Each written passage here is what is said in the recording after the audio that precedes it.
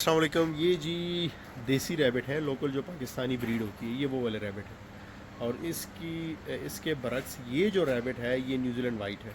اب دونوں میں فرق دیکھیں ذرا, یہ دیکھیں, کوئی میچ ہی نہیں ہے جی, زمین آسمان کا فرق. کیا ہو گیا تھا, وہ اس کو کراس ہی نہیں کر سکتے جی.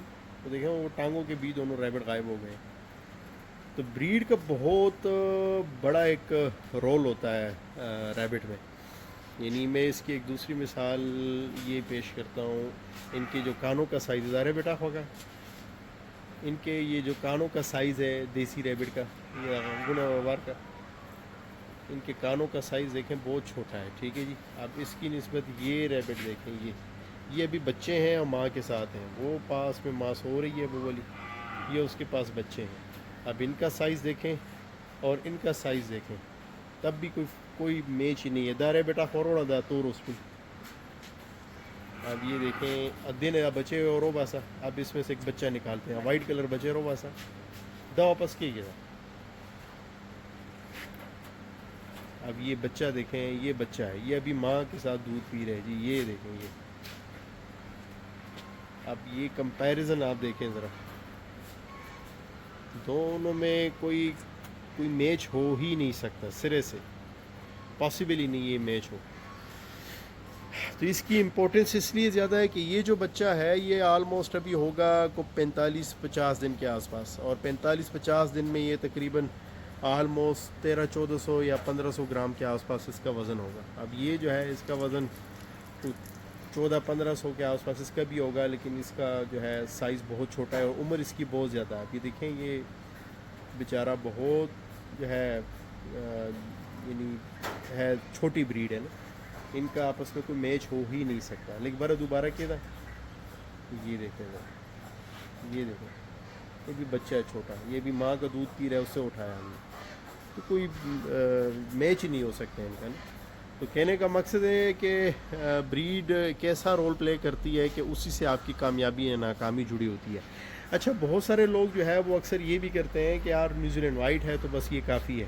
نہیں, صرف نیوزی لینڈ وائٹ نسل کا ہونا کافی نہیں ہے. یہ جو آپ سائز دیکھ رہے ہیں نا یہ ریبٹ کا, یہ ایوے نہیں بنا. حالانکہ یہ جب ریبٹ پاکستان باہر سے امپورٹ ہو کے آئے تھے تو ان کا ایوریج وزن پاکستان میں 3.5-3.5 کلو 4 کلو کے آس پاس تھا. یہاں پہ الحمدللہ ہمارے پاس اس وقت ان کا وزن جو ہے وہ اپ ٹو 5.5 کے جی تک بھی جو ہے ان کا وزن پہنچ جاتا ہے. تو اس کے پیچھے basically in breeding, line breeding, cross breeding, بہت ساری چیزوں کو جو ہے وہ دیکھا جاتا ہے. یعنی کہ آپ یہ نہیں ہو سکتا کہ سنگل فیملی میں بار بار ریبٹ کو آپس میں کراس کرواتے رہیں اور بار بار جو ہے انہی کو آپس میں چلاتے رہیں.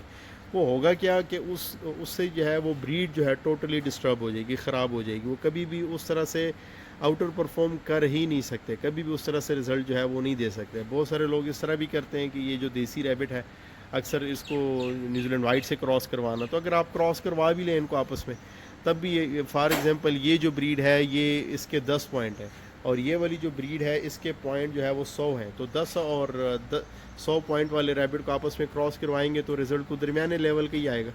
تو بریڈ ڈیولپمنٹ سے بہتر ہے کہ آپ ڈائریکٹلی جو ہے اچھی بریڈ پہ ہی کام کریں. اور اچھی بریڈ ماشاءاللہ سے اس پہ ہم نے سالوں محنت کی ہے. پاکستان میں جو پرانے فارمرز ہیں وہ سارے جانتے ہیں, سمجھتے ہیں ان چیزوں کو, اور اگر وہ ہمارے ساتھ جڑے ہوئے ہیں تو اس کے پیچھے جو ہے وجہ یہی ہوتی ہے. یہ دیکھیں ماشاءاللہ سے, یہ سائز دیکھیں ذرا, یہ دیکھیں ان کے اب ماشاءاللہ سے جو اب رزلٹ آ رہے ہیں نا, تو وہ پہلے سے بھی کہیں زیادہ بہتر رزلٹ آ رہے ہیں ماشاءاللہ سے.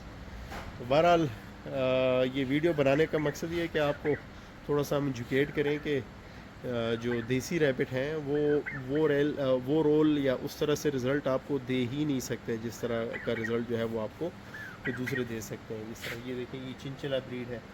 اب اس کا منہ دیکھیں اور اس ریبٹ کو دیکھیں, کافی جمبو سائز ہے اس کا نا, ان کے ساتھ ان کا کوئی کمپیریزن ہو ہی نہیں سکتا.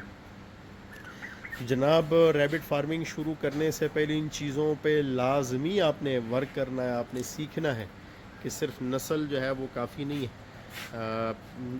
یعنی اچھی نسل ہو, اور اچھی نسل میں بھی پھر پیرنٹل فلاک کیٹیگری والا ریبٹ ہو.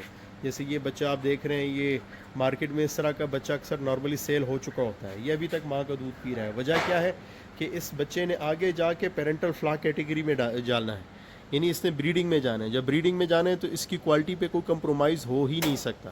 تبھی جو ہے یہ best of the best result کے ساتھ ہوگا, تبھی یہ آؤٹر پرفارم کرے گا. اور یہی وجہ ہے الحمدللہ کہ بہت ایک اچھے رزلٹ جو ہے وہ اس کے آ جاتے ہیں ہمارے ریبٹس کے جو ہے جو جن فارم پہ ہم نے ماشاءاللہ سے ریبٹ دیے ہیں. تو ملتے ہیں انشاءاللہ پھر کسی نئی ویڈیو کے ساتھ. اپنا ڈھیر سارا خیال رکھیے گا. اللہ حافظ.